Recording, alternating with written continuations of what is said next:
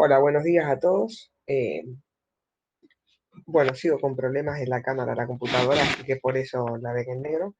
Hay impugnación cuando no se es suficiente la documentación en cuanto a la pregunta de la rendición de cuenta, cuando no es suficiente la documentación o no es eh,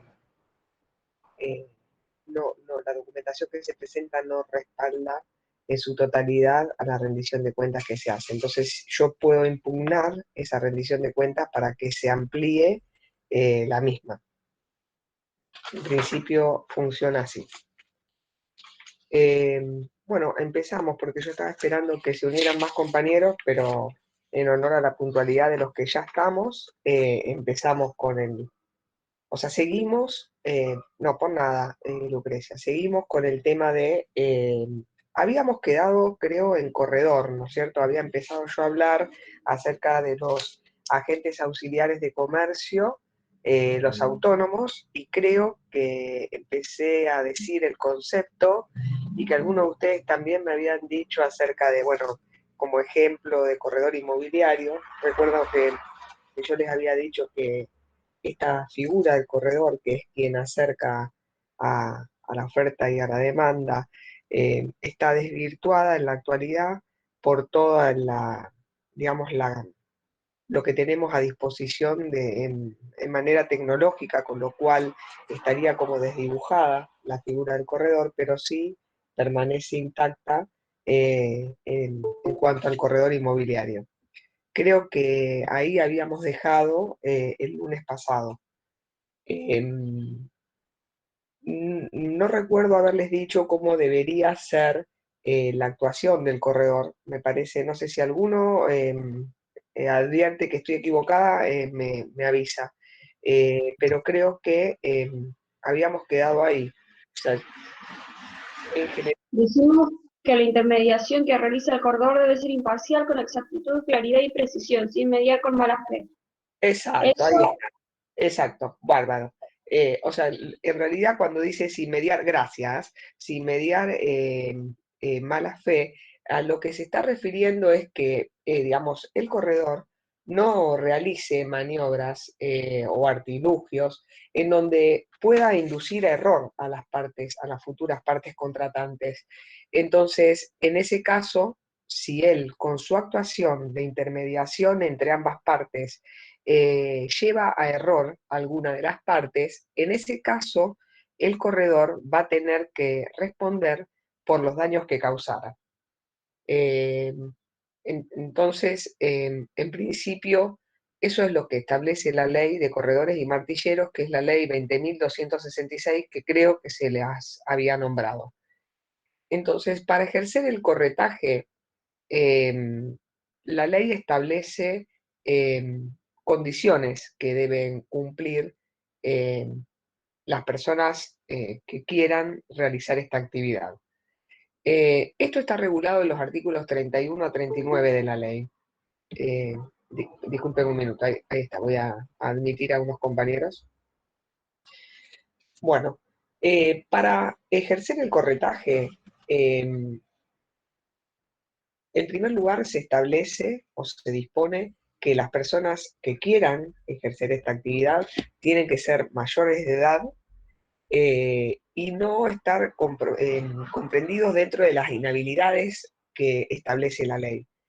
Eh, Poseer un título universitario que esté expedido por la República Argentina, y en caso de que ese título universitario no estuviese expedido por la República Argentina, tiene que estar revalidado por la República Argentina.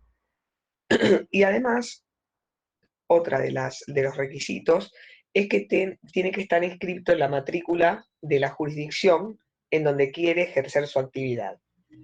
Entonces, esas serían las condiciones que tiene que cumplimentar una persona para poder realizar la actividad de corretaje.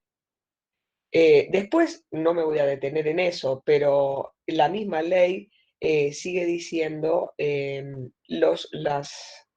todos los requisitos que, perdón, todos los requisitos que debe cumplimentar, que eso de la lectura de la ley 2266 surge de manera clara y entiendo personalmente que no merece una mayor explicación, pero sí les digo que si ustedes van haciendo el seguimiento de la materia y lo van leyendo y les surge alguna duda, bueno, después las despejamos en la próxima clase.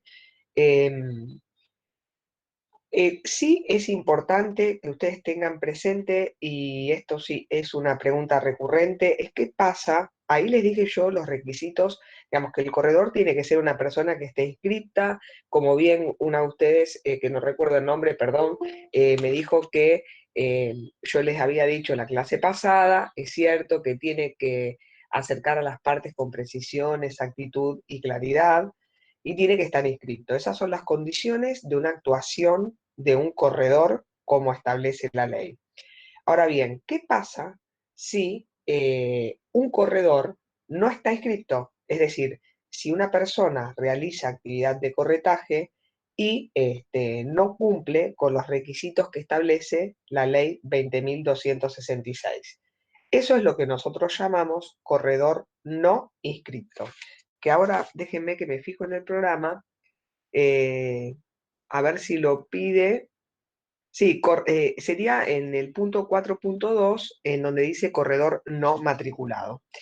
¿Qué pasa con la persona que realiza corretaje y no cumplió con los requisitos establecidos por la ley?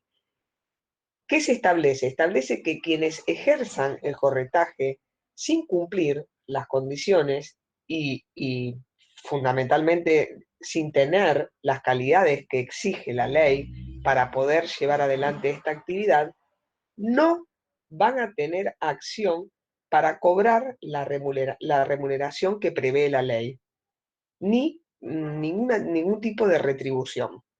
Entonces, eh, ¿qué pasa con el corredor no inscripto? Fundamentalmente eso, que no tiene derecho a exigir el cobro de la remuneración o el porcentaje de ningún tipo de retribución por la actuación que hubiese realizado. Esa es una penalidad que le da la ley. Y yo quizás siempre voy a tratar de ir direccionándolos como para que ustedes en el momento de examen vayan teniendo presente, digamos, no para decirles las preguntas que están en el banco, pero sí las preguntas que son habituales. Bueno, esta es una de las preguntas habituales. ¿Qué pasa con el corredor no inscrito o qué se entiende por el corredor no matriculado? Una respuesta correcta es esta, la que le acabo de dar, que, o sea, si bien llevó adelante su actuación, pero al no cumplir con los requisitos que establece la ley en el artículo 31 a 39, no va a tener derecho a accionar para el cobro de su retribución. Esa es fundamentalmente la respuesta correcta ante una pregunta como esa.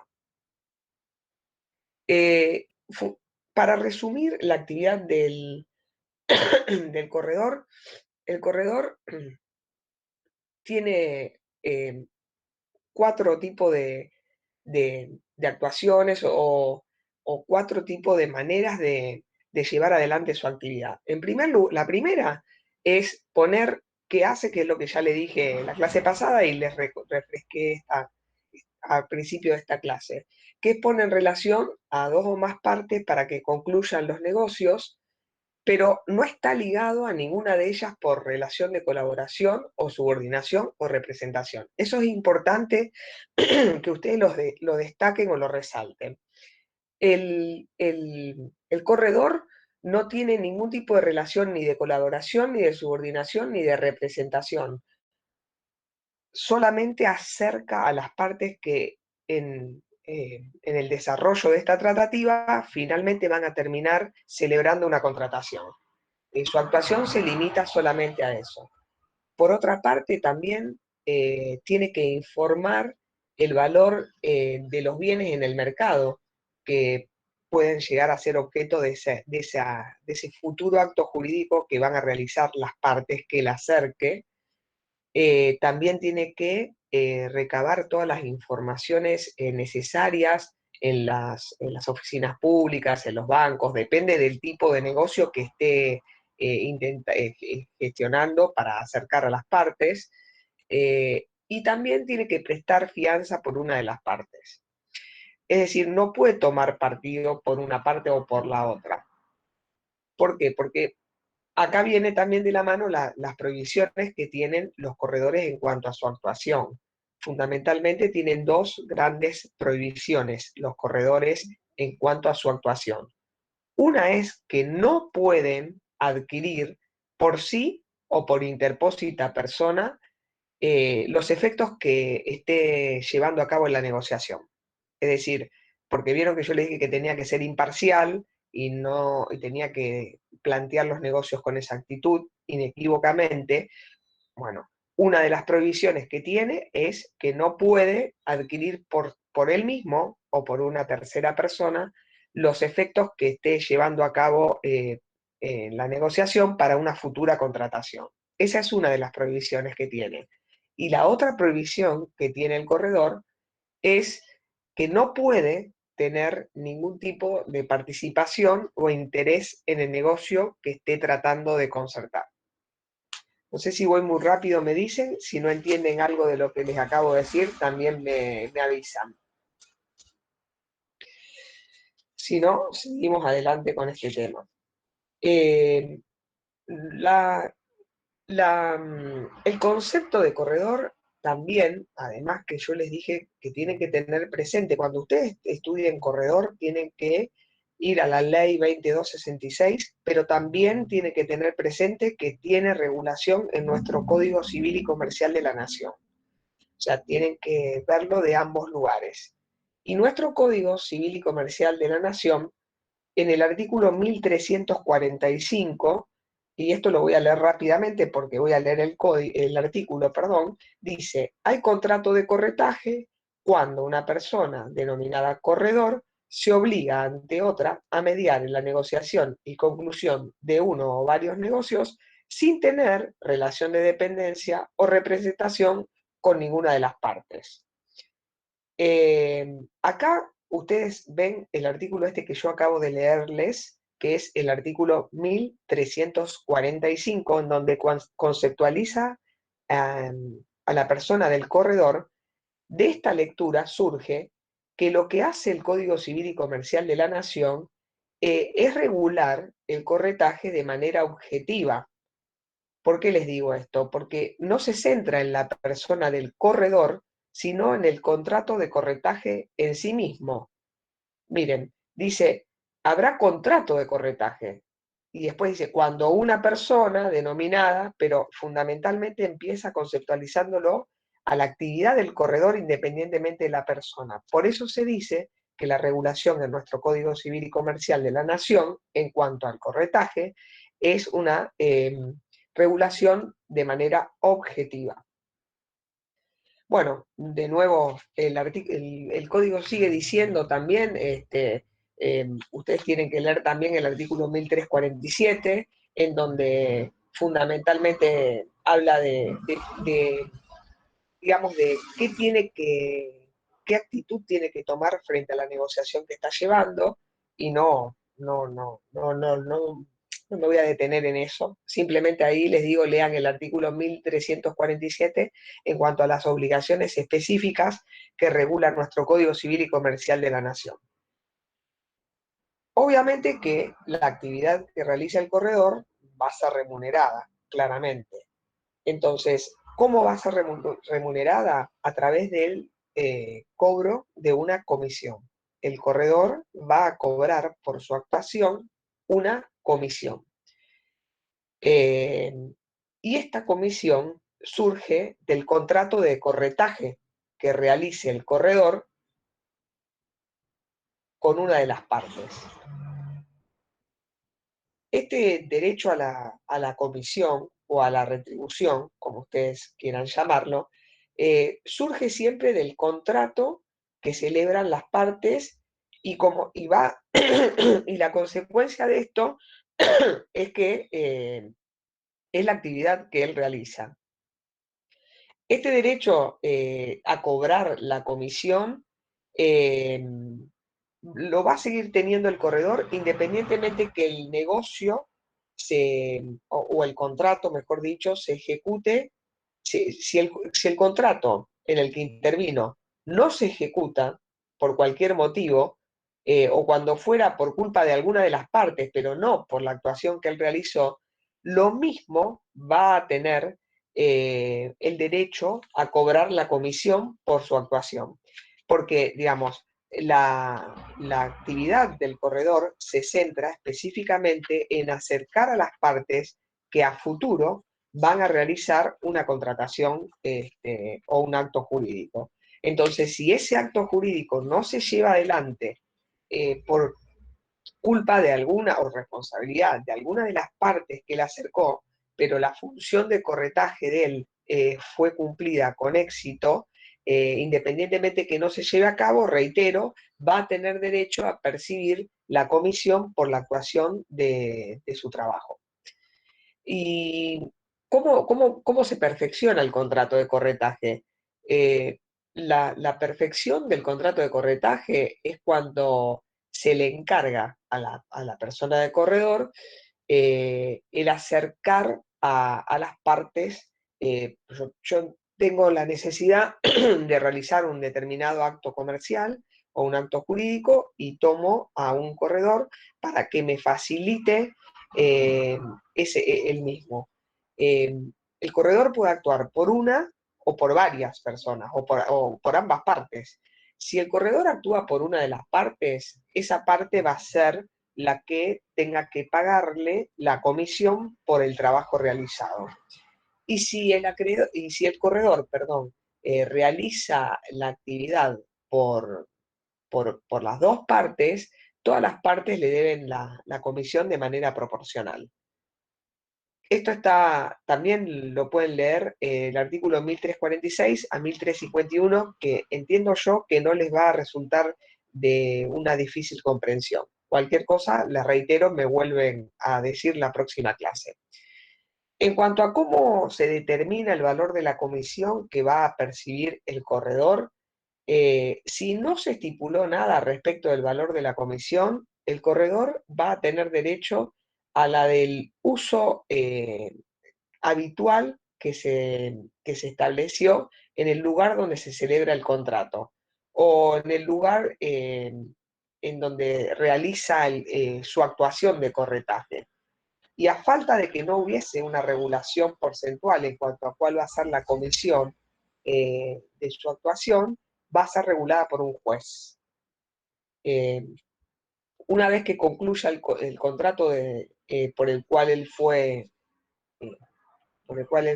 convocado, o sea, eh, cuando el corredor eh, va a tener el derecho de percibir esa comisión eh, por su actuación. Una vez que concluya el negocio que él acercó, la comisión se debe igualmente. Si el contrato está sometido a una condición, o sea, acá hay tres supuestos. Por eso quiero decírselo de manera lenta como para que les quede presente. Concluido el contrato, la comisión se debe, o sea, la persona que tomó contacto con el corredor le va a deber el pago de la comisión. En primer lugar, si el contrato está sometido a una condición resolutoria y esta no se cumple, le va a deber la comisión. Si el contrato no se cumple, y ese es su primer supuesto, lo de condición resolutoria. O sea, si el contrato está sometido a una condición resolutoria, o sea, condición resolutoria es que el contrato está sometido a que se cumpla una determinada condición. Si eso no se cumple, el derecho de intermediación a reclamar la retribución surge. ¿Por qué? Porque la tarea la realizó el corredor y por eso conserva el derecho por haber intervenido de manera eficaz en el negocio que celebró. Pero bueno, el negocio no se pudo sustanciar porque no se cumplió esa condición resolutoria a la cual estaba sujeto ese contrato. Independientemente de que se cumpla o no se cumpla, el corredor va a seguir teniendo el derecho a cobrar la comisión por su actuación. Ese es un supuesto. El otro supuesto, en donde va a seguir subsistiendo su derecho a percibir la comisión, es si el contrato no se cumple porque se resuelve, porque se rescinde, y en ese caso el corredor, como cumplió su labor de acercar a las partes y después no se cumple por negligencia o por incumplimiento de alguna de las partes, no le es oponible a la percepción de su comisión. En ese caso, ese segundo supuesto, también el corredor tiene derecho a cobrar la comisión por su actuación. Y el tercer supuesto, si el corredor, o sea, el corredor no concluye el contrato, se inicia la negociación y el comitente, que es quien le encargó esta actuación, encarga que la conclusión a un tercero o lo concluye por sí y en las condiciones sustanciales similares. Acá también, ¿saben por qué? Porque en este tercer supuesto, en donde le es obligado, digamos, no le es obligado, perdón, en donde sigue teniendo derecho a percibir la comisión, es porque la ley protege la actuación del corredor. ¿Por qué? Porque la protege porque también puede pasar y de esta manera evita la mala fe del comitente. Supónganse que yo soy el corredor y realizo todas las tratativas para que me encargó el comitente. Busco la persona que va a contratar con mi comitente, empiezo todas las gestiones, le ofrezco, digamos, los precios, se establecen las condiciones y después el comitente me dice, no, yo no voy a realizar el negocio, así que gracias por los servicios prestados. Y en ese caso lo que se intenta hacer es proteger al corredor para que el tercero, en este caso el que le encomendó su actividad, para, digamos, resguardarlo de la mala fe de la persona que le encargó. Porque habitualmente puede suceder que yo le encargue todo al corredor, el corredor hace todo el trabajo, me allana el camino y yo después le digo no tomo los servicios porque no realizo el contrato y en ese caso el corredor trabajó y él después por otro lado o por una tercera persona realiza el negocio habiendo tenido en cuenta toda la actuación del corredor o todo el camino que realizó el corredor. Entonces, para protegerlo de la mala fe de la persona que le encarga su actuación, es que el artículo 1352 del Código protege la actuación del corredor. Yo, a ver, si me aguardan un segundo, les voy a leer qué establece el artículo 1352 y ese lo tienen que interpretar como que digamos, establece el Código la protección de la actuación del corredor. El artículo 1352 dice, supuestos específicos de obligación de pagar la comisión, concluido el contrato, la comisión se debe, aunque el corredor no concluya el contrato, se inicia la negociación y el comitente encarga su conclusión a un tercero o lo concluye por sí en las condiciones sustancialmente similares. Esto es justamente para evitar la mala fe de la persona que le encargó al corredor la actuación y resguardar el cobro de la comisión del corredor. Y no va a tener, y no se debe la comisión, o sea, el corredor no va a tener la posibilidad de cobrar la comisión, también en dos supuestos que están establecidos en el artículo 1353 del Código Civil y Comercial. Uno es, está sometido a condición suspensiva y esta no se cumple. En este caso, bueno, obvio, resulta inadecuado el pago de la remuneración porque el contrato no se celebró. Acá, claramente, cuando yo le encargo la actuación a un corredor, yo lo pongo en aviso al decirle que si la condición suspensiva a la cual está sujeta el contrato no se cumple, no se lleva adelante la contratación, él no va a tener derecho a querer percibir la comisión. Y también, si se anula, tampoco va a tener posibilidades de cobrar la comisión por su actuación si se anula por ilicitud de su objeto, por incapacidad o por falta de representación. Acá la falta de cumplimiento de los deberes obligacionales del corredor, más allá de la responsabilidad, que es la que está en el artículo 1353, provoca la pérdida del derecho a la retribución. O sea, si un objeto se vuelve ilícito o se vuelve ya sea por incapacidad o por falta de representación de cualquiera de las partes, el corredor, más allá de que haya actuado, tampoco va a tener derecho a percibir la retribución por su actuación. El corredor, en estos Profe, casos, sí, disculpe, ¿me podría dar un ejemplo de condición suspensiva? por ejemplo, si el contrato va a quedar perfeccionado, si se cumple una condición. O sea, yo sujeto yo sujeto la existencia de un contrato si se cumple una condición X. Entonces, digamos, hasta el cumplimiento de esa, el contrato va a quedar, cuando se cumpla esa condición, el contrato recién ahí va a quedar perfeccionado. O sea, yo sujeto eso al cumplimiento de una tercera cosa diferente a la de la contratación. ¿Qué diferencia con la condición resolutoria? ¿Cómo no te, discúlpame que no te escucho? ¿Qué diferencia hay con la condición resolutoria? ¿Me escucha? Se escucha muy bajo. ¿Qué diferencia hay con la condición resolutoria? No, que en uno empieza y termina por, o sea, la resolutoria, el contrato empieza y termina, digamos, cuando se pasa esa condición. En la suspensiva se espera que suceda eso para después tener bien o no. No sé si más o menos te fui clara ¿cómo se llama? En la aclaración. Bueno, tampoco en estos casos el corredor va a tener, y esto está establecido en el código, tampoco va a tener la obligación de que se le reembolse, el derecho, perdón, de que se le reembolse los gastos que hubiese realizado. Esto en cuanto a corredor. Cualquier cosa yo les sugiero que también vayan al material de estudio que está en el campus virtual, lo lean de la ley y del código y cualquier duda que ustedes tengan en relación a esto, bueno, me la hacen saber.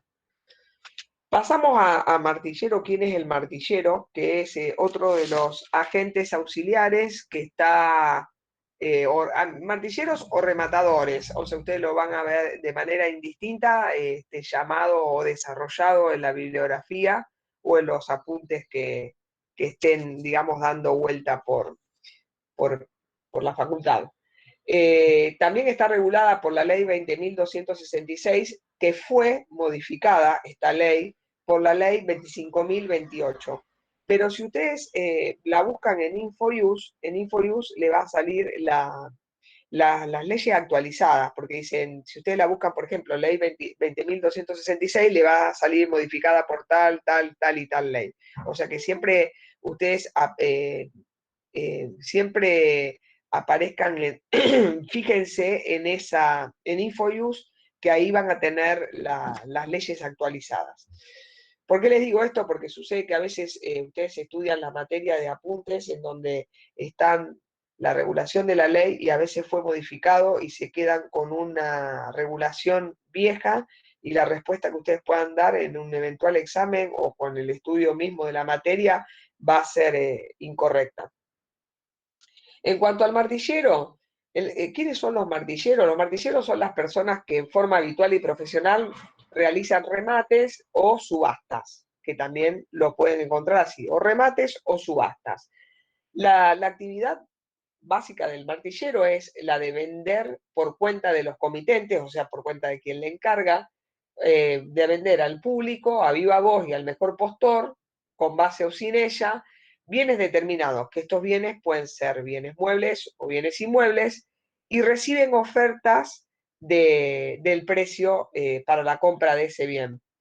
Eh, Mediante un golpe de martillo, bueno, adjudican las cosas a quien ofrecen al mejor precio y se perfecciona la compra-venta de esa manera. El martillero genera dos clases de relaciones. El martillero genera dos clases de relaciones. Una relación de carácter interno con el dueño del bien. Una relación es la de carácter interno, que es la del martillero con el dueño del bien a rematar. Y otra relación es de carácter externo y es la del martillero con quien adquiere el bien en subasta pública. Entonces, la actuación del martillero, reitero, genera, por un lado, dos clases de relaciones. Una de carácter interno, que va a ser la relación que tenga el martillero con el dueño del bien a rematar o a subastar, y la otra es una relación de carácter externo, que es la relación que tiene el martillero o rematador con el adquirente del bien en subasta pública. O sea, son dos tipos de situaciones jurídicas distintas en donde entra a ver, a jugar la función del martillero. Las subastas, ¿qué son? Son las ventas que hace el martillero a viva voz en un lugar determinado, en donde invita a las personas que concurren a adquirir los bienes que le está ofreciendo. Estas subastas o estos remates tienen que ser claramente, previamente, publicitados para que las personas que eventualmente quieran adquirir esos bienes sepan en qué lugar y en qué horario va a ser la venta o la subasta de esos bienes.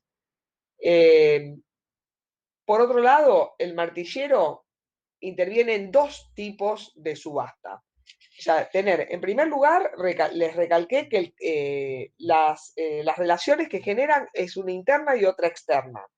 Por otro lado, las clases de subasta que existen son dos.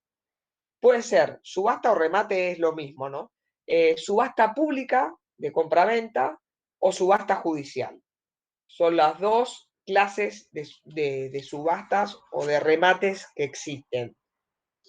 La subasta pública de una compraventa es el remate que se lleva a cabo por el encargo de una persona física o jurídica que le solicita al martillero la venta pública de subastas de cosas muebles o inmuebles. Acá, por ejemplo, yo quiero vender, no sé, un auto o quiero vender mi casa y podría, porque nada me lo impide, hacerlo por un remate. Entonces me contacto con yo Valeria, me contacto con un martillero para encomendarle la venta de mi casa y se puede establecer, también es una de las formas que puede tomar el remate, se puede establecer un precio mínimo o sin precio mínimo, que generalmente ustedes los van a encontrar un remate con base o sin base. Por ejemplo, yo puedo concertar con el martillero que venda mi casa por un valor mínimo de venta de 10.000 pesos, supongamos. Entonces, el martillero va a publicitar el remate de mi casa y va a publicarlo que el precio mínimo de la subasta es de 10.000 pesos. ¿Qué significa esto? Significa que al momento de realizar el remate, las personas que asistan al mismo saben que no pueden empezar a ofrecer menos de 10.000 pesos. Esa sería la base que hay para de ahí para arriba empezar a ofertar distintas sumas de dinero a fin de que los proponentes puedan adquirir el bien que se está rematando o subastando. Eso en cuanto a la subasta pública encomendada por una persona física o por una persona jurídica. Y después, por otro lado, está la subasta judicial, que ¿cuándo procede la subasta judicial?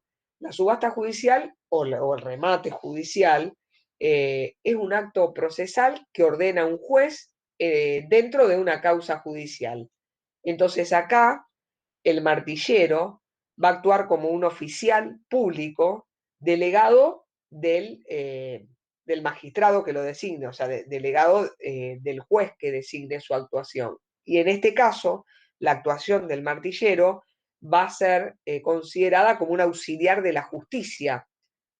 Entonces, en la subasta pública de compra-venta, que es la que les dije anteriormente, directamente al régimen que se va a aplicar en la actuación del martillero o del rematador es la establecida en la ley 2266, que le dije que fue modificada por la ley 25.028. Eso por un lado. En el caso de este puntualmente que les estoy explicando de la subasta judicial, acá como el martillero o rematador actúa como un auxiliar del juez, la actuación del martillero, en este caso puntual de la subasta judicial, va a estar regulado por lo que establezca el código procesal del lugar en donde esté llevando a cabo el remate. Entonces, también lo que tiene que observar el martillero o rematador es que él tiene que actuar en función de lo que le ordene el juez del proceso. Fundamentalmente, lo que tiene que hacer es tiene que rendir cuentas de la gestión del acto que está rematando. Y además tiene que contar la aprobación judicial. Se ve claramente, creo yo, la diferencia de las dos actuaciones de la subasta o del remate, ¿no?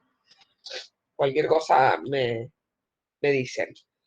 En cuanto a los requisitos que tiene que tener la persona que quiera ser martillero o rematador, rápidamente les menciono que al igual que el corredor, tiene que ser mayor de edad y no estar inhabilitados por alguna de las inhabilitaciones del artículo 2 de la ley.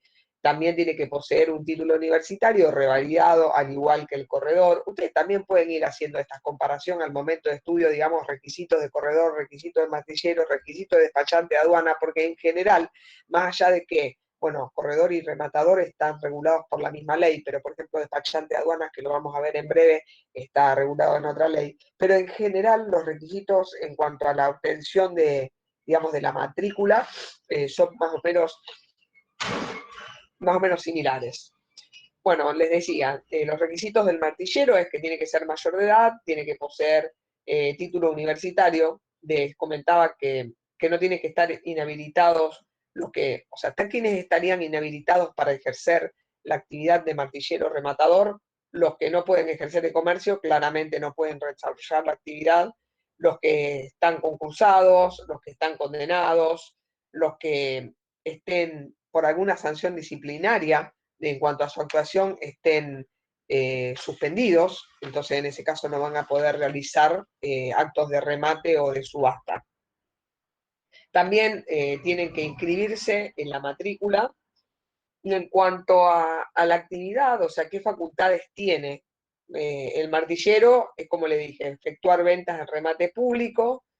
También puede sugerir y aconsejar a la persona en caso de un remate privado, que les dije que puede ser encargado por persona física jurídica, o de un remate judicial que directamente actúa como oficial de justicia y le encarga en la venta de ese valor el juez. Pero en ambos casos, él puede asesorar en cuanto a qué valor tiene ese bien que se quiere rematar en el mercado. Eso está facultado por la ley para hacerlo.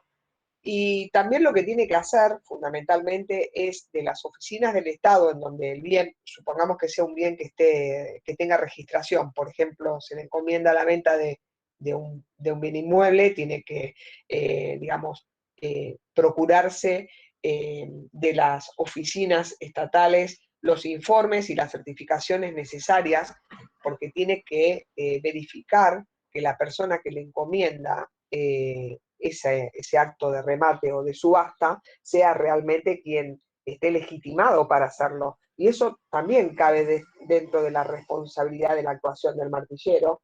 Y para eso tiene que recabar directamente todos los informes para poder cumplimentar con diligencia la actuación de remate o subasta. Y también puede solicitar medidas complementarias de garantización de acto de remate. Fundamentalmente esto está, digamos, ligado al tema del remate judicial. Y que las obligaciones, y acá va bien específico al tema de lo que ustedes están estudiando, ¿qué libros son exigidos que lleve el martillero? Yo no sé si les había dicho los libros, no, esto no se lo había mencionado.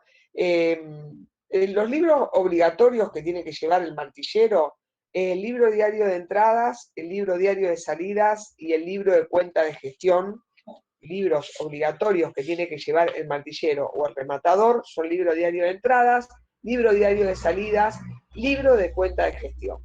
Esos son los 3 libros que tienen que llevar los martilleros. En el libro diario de entradas, acá el martillero va a asentar los bienes que recibió para la venta y va a indicar las especificaciones necesarias para identificar ese bien que se le encomendó para vender. Es decir, ¿qué va a poner en el libro de entradas? En el libro diario de entradas, perdón. Va a poner el nombre y el apellido de quien le encargó la venta, va a poner por cuenta de quién va a ser vendido y va a poner las condiciones de la venta en el libro diario de entradas. En el libro diario de salidas va a mencionar día por día las ventas que realice y va a indicar por cuenta de quién se efectuó y quién resultó comprador, cuál fue el precio, cuáles fueron las condiciones de pago y además hacer especial mención a alguna consideración que sea relevante.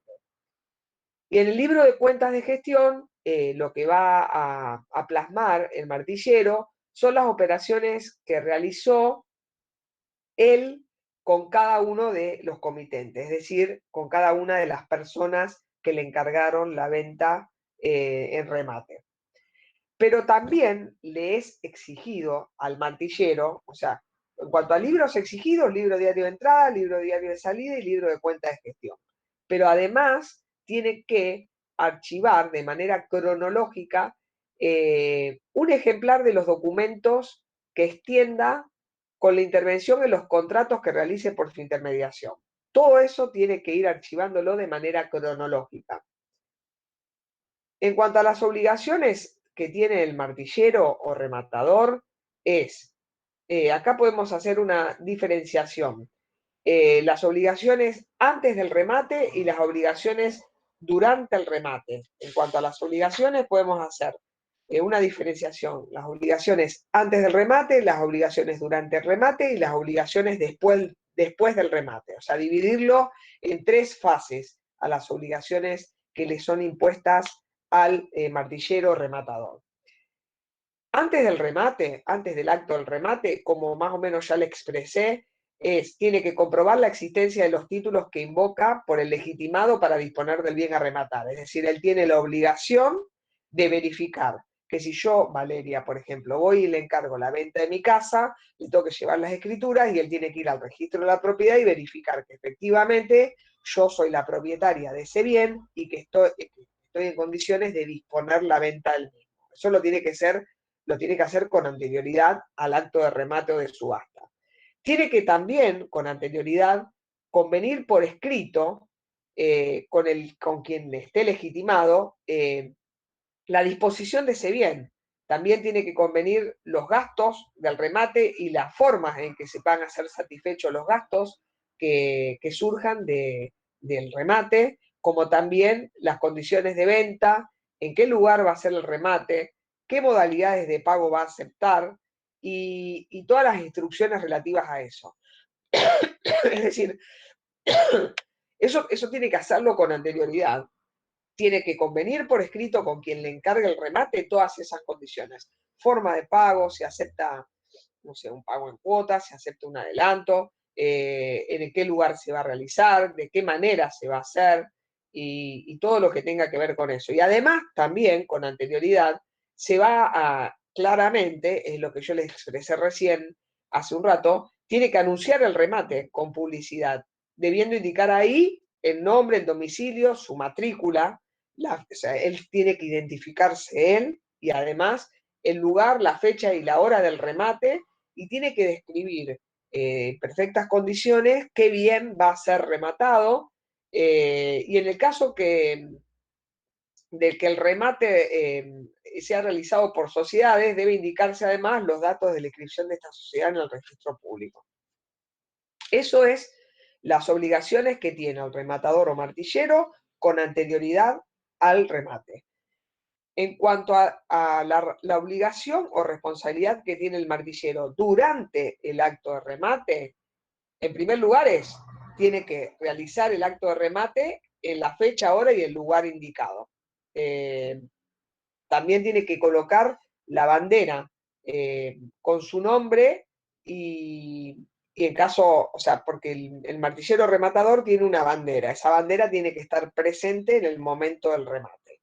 También tiene que explicar durante el acto de remate o de subasta en voz alta, antes de comenzar el mismo, en el idioma nacional, con precisión y claridad, tiene que explicar las condiciones legales, qué cualidades tiene el bien y cuáles son los gravámenes que pesan sobre ese bien que él va a empezar a rematar o subastar.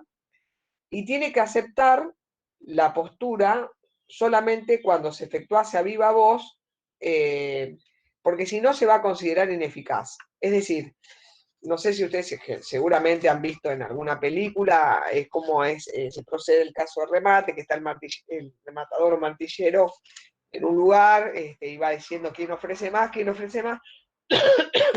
Entonces, para no resultar ineficaz, solamente puede dar por concluido un negocio cuando la otra persona, que es quien acepta ese negocio, lo diga en voz alta y de manera clara que paga tanta plata por ese bien. Y si no hay otra oferta que supere ese dinero que dijo la última persona que ofreció más, queda perfeccionado el contrato a partir de ahí. Y esas son las obligaciones que tiene el martillero rematador durante el acto de subasta. Y una vez concluida la subasta, las obligaciones que tiene son, claramente, en primer lugar, suscribe con los contratantes el instrumento que documenta la venta, en el que va a constar los derechos y obligaciones de las partes. Por otro lado, tiene que exigir y percibir de quien adquirió ese bien en dinero en efectivo el importe de la seña o del precio, que en general es una proporción. También tiene que efectuar rendición de cuentas documentadas y entregar el saldo resultante dentro del plazo de 5 días de finalizado el remate, salvo convención en contrario. ¿Qué quiere decir esto? Que puede que las partes hayan, o sea, las partes me refiero a quien encargó la venta y el rematador hayan aceptado que el precio, no sé, se va a terminar de completar 30 días después del remate. Entonces, si se combinó con quien encargó la venta en subasta pública y eso se trasladó a quien la adquirió, en ese caso no procede el plazo de 5 días. Por eso dice específicamente salvo convención en contrario. Porque si, ¿qué pasa si dentro de los 5 días no se completa la totalidad de la suma del bien que se subastó? Acá el martillero tiene la penalidad de perder la comisión por la actuación, si no hace cumplir y exige el pago de ese bien rematado o subastado dentro del plazo de 5 días determinado el remate. También tiene que conservar en el caso que proceda, tiene que conservar las muestras y los certificados de los informes que hubiese recabado y fundamentalmente atenerse a lo que establece la ley. Eso es en cuanto a las obligaciones, que las dividimos en 3 momentos, que me parece que es la división que corresponde para poder entenderlo de una manera más clara. Por otro lado, tenemos los derechos con los que cuenta el martillero. En primer lugar, el derecho es a cobrar una comisión, que esta comisión se fija conforme a los aranceles de la jurisdicción, salvo que perciban por sus servicios sumas fijas en el caso de empresas de remate. Pero en general, la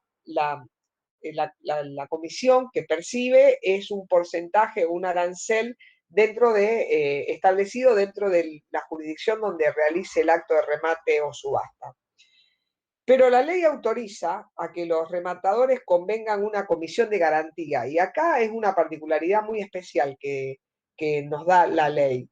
¿Qué significa esto? Que el rematador puede convenir una comisión de garantía.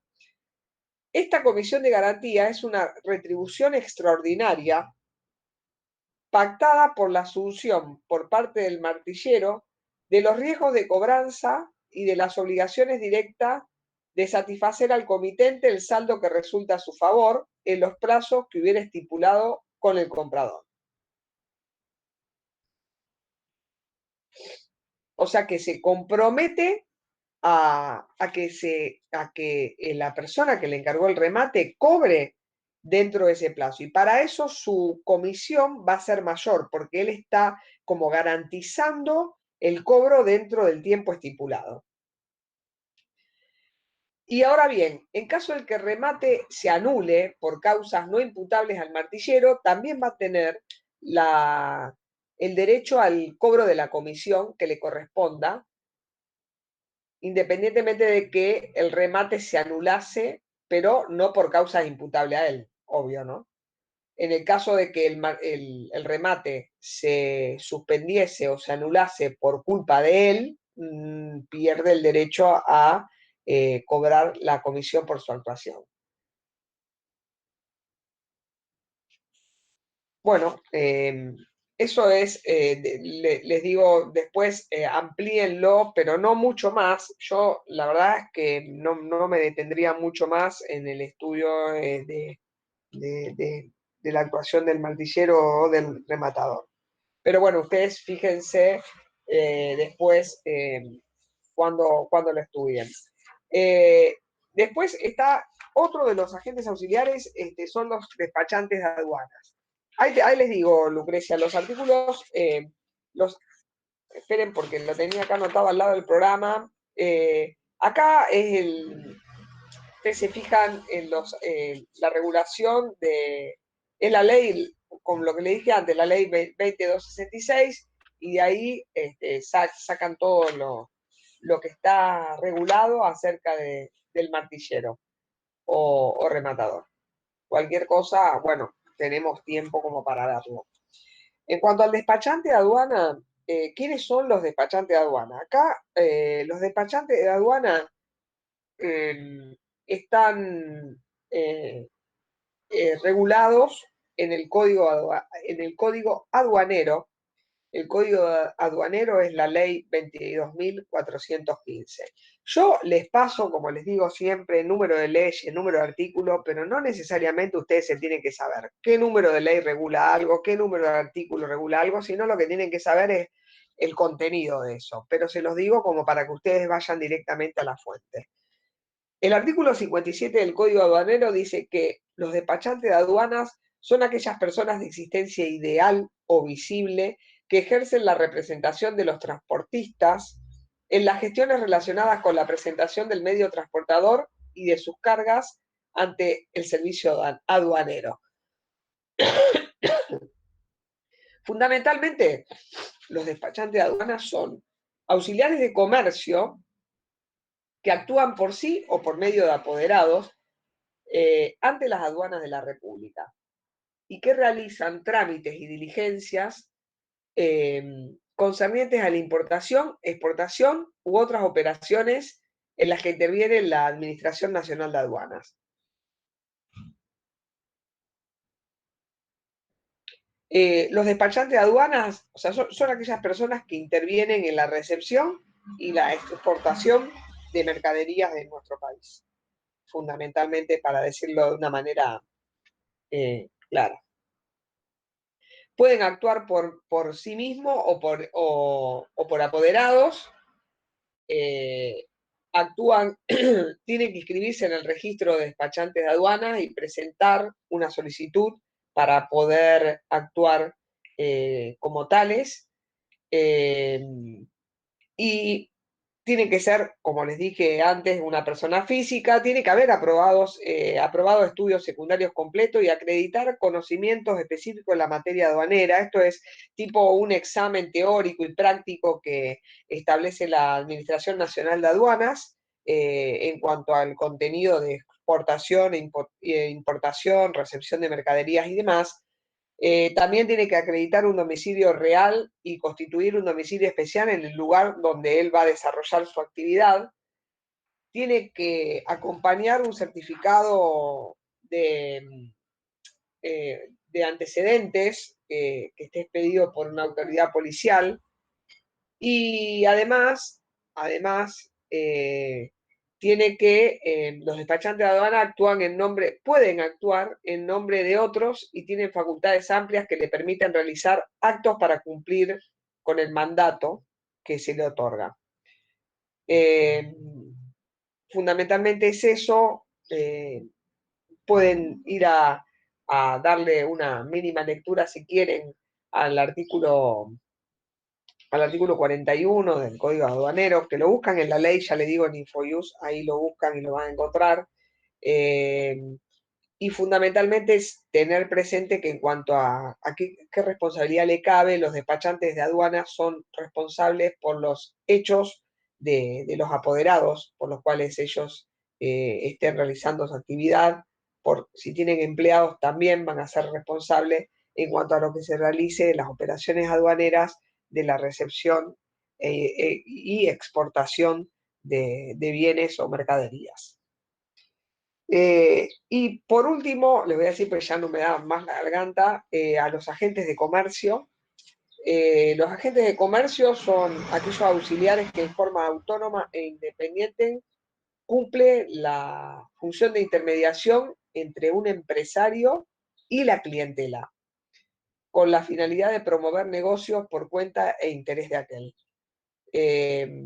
Acá la gente realiza la actividad en una explotación propia, o sea, la gente realiza su actividad comercial en una explotación que le es propia y está unido con el preponente por medio de una relación contractual estable, pero no tiene ninguna clase de subordinación jurídica, económica o técnica con el empresario principal. Y el concepto de agencia es hay contrato de agencia cuando una parte, disculpen, le hago un paréntesis. Les quiero hacer una mención que esta figura de agencia no estaba legislada en nuestro código. Y a raíz de la promulgación del Código Civil y Comercial de la Nación, el contrato de agencia sí está regulado ahora en nuestro código en los artículos 1479 a 1501. No sé, yo me parece que agencia de comercio no lo había visto, pero si no lo había dado, perdón, pero quizás lo di en otra comisión. Si a ustedes les parece que lo di, ahí les pido que me lo recuerden. Sinceramente no lo sé. Yo tenía marcado como que en esta comisión no lo había dado, pero quizás le hice una simple mención cuando empecé a describir a cada uno de los agentes de comercio. La verdad es que no lo sé. ¿A vos te parece que yo lo había ya mencionado el tema de agencia? A ver. Sí. Profe, yo tengo como que no lo dio y nada más lo nombró como autónomo en los ejemplos. Ah, viste, sí, a mí me parecía también, por eso, porque yo lo tenía marcado así, pero bueno, puede ser. Gracias. Bueno, entonces les leo la regulación del código en cuanto a la conceptualización de quién es un agente. Dice, hay contrato de agencia cuando una parte denominada agente se obliga a proponer negocios por cuenta de otra, denominada preponente o empresario, de manera estable, o sea, la actuación del agente lo hace de manera estable, continuada e independiente y no media una relación laboral alguna mediante una retribución. El agente es un intermediario independiente, no asume el riesgo de las operaciones ni representa al preponente. Y el contrato de agencia que celebra el agente con el preponente claramente tiene que estar hecho por escrito. Tener presente acá algunas consideraciones que surgen de la misma conceptualización de la figura del agente de comercio, es que lo hace de manera estable, o lo debe hacer de manera estable, de manera autónoma, y debe promover y concluir contratos en interés de otra persona. Vieron que yo les dije que el agente tiene una estructura propia, pero representa a un preponente. La función es la de promover, la función fundamental y principal del agente de comercio es proponer negocios por cuenta del comitente. Vale decir, sería como un colector de clientes, un colector de clientes. Y se limita solamente, la actuación del agente de comercio está limitada solamente a la promoción de los negocios con los clientes. sea, por cuenta del preponente, ¿no? Pero no garantiza los contratos que celebra el empresario, ya que actúa por cuenta ajena y a nombre del principal, pero es un tercero ajeno al principal. Es decir, acá está el agente que celebra un contrato con el preponente para promover negocios y buscar clientelas. Es un colector de clientes, el agente de comercio, pero los actos que celebren los clientes que él busca lo hace directamente con el preponente. No, él no forma parte de esa contratación jurídica que efectúe los clientes que él busca con el empresario o el preponente que firmó un contrato con el agente. En general, esta figura de agencia generalmente aparece en las grandes empresas que prefieren no contactarse de manera directa con los consumidores, instalando filiales o sucursales o agencias directas de venta al público, y por eso contratan con comerciantes, que serían en este caso los agentes o particulares, para que se encarguen de la venta organizada de los productos o de la prestación de servicios. Claramente la situación de la gente de comercio es muy variada según las necesidades que el mercado en donde actúa lo establezcan. Eh, el agente puede tener dos tipos de actuaciones, y esto léanlo directamente como para no, porque aparte ya no me da más la garganta, les soy sincera, léanlo del artículo 1485 del Código, en donde establece que el agente puede tener una actuación sin representación y con representación. Y también les quería mencionar que la gente tiene el derecho y el deber de exclusividad por parte de la gente. O sea, existe un deber de exclusividad por parte de la gente. Pero ello no implica que no pueda celebrar contratos o prestar servicios a favor de otros empresarios distintos. El agente tiene el derecho a la exclusividad en el ramo del negocio, en la zona geográfica y respecto al grupo de personas expresamente determinado en el contrato. La exclusividad la exclusividad del contrato de agencia es uno de los elementos que son típicos del contrato de agencia. Y generalmente se da en una zona geográfica en donde el empresario preponente eh, quiera asentarse con su producto o su mercadería. Pero también puede contratar los servicios con varios empresarios, aunque no pueda aceptar operaciones del mismo ramo.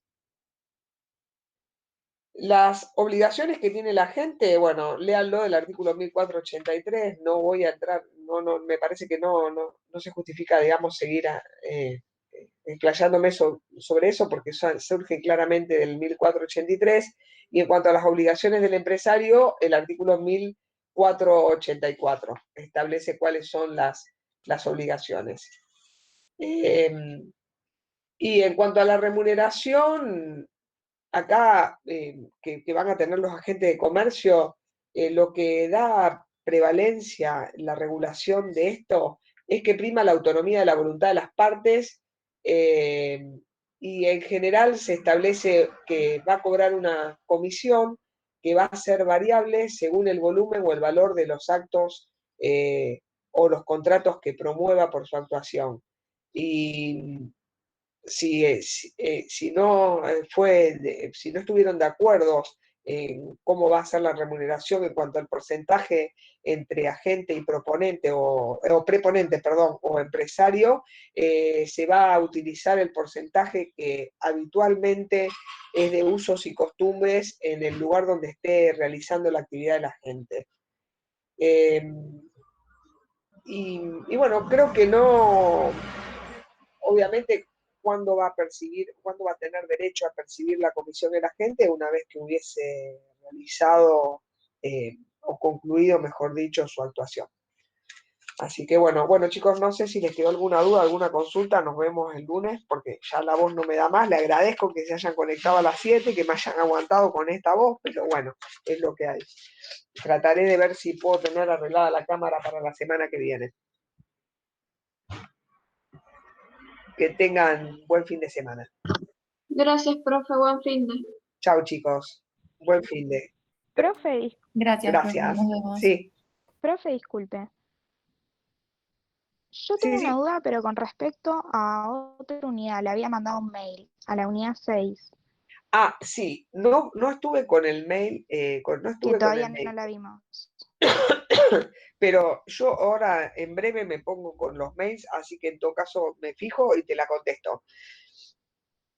Porque recibí varios mails, pero no tuve tiempo de verlos a Bueno, todos. muchísimas gracias, profe. No, por nada. Gracias a vos. Que tengas buen fin, ¿eh? Chau, chicos. No hay problema, muchas gracias. Chau. Igualmente.